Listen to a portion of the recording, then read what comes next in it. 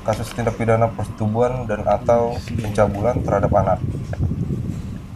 Jadi kami jelaskan bahwa Polres Mojokerto Kota telah menangani adanya aduan pertanggal 26 Februari tahun 2026 pelapor inisial K yang dimana pelapor merasa sebagai korban dari persetubuhan dan atau pencabulan yang dilakukan oleh ayah tirinya.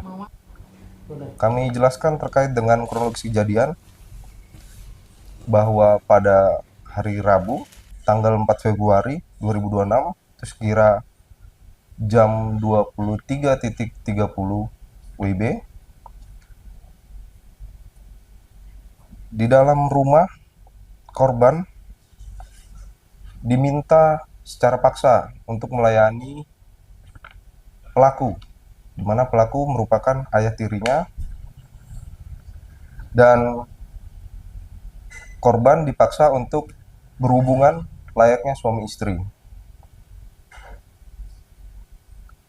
Tersangka di sini sudah melakukan hubungan intim bersama dengan korban dan dalam hal ini tersangka memegangi payudara maupun alat kelamin dari korban, dan pada saat kejadian tersebut itu dilihat langsung oleh ibunya sehingga tersangka kaget dan kabur. Pada saat itulah korban beserta dengan ibu mendatangi Polres Mojokerto Kota untuk membuat laporan. Dan dari hasil keterangan korban, kami dapati bahwa perbuatan pencabulan yang dilakukan oleh tersangka itu sudah dimulai dari kelas 3 SD, di mana korban juga menjelaskan di saat umur 17 tahun, itu di tahun 2023, tersangka itu pernah memaksa korban untuk melakukan persetubuhan sebanyak lebih kurang 5 kali, itu dalam kurun waktu 1 bulan. Jadi tersangka memaksa korban untuk berhubungan layaknya suami dan istri, dan persetubuhan itu dilakukan sedangkan cairan sperma yang keluar itu dibuang di luar dari alat kelamin korban.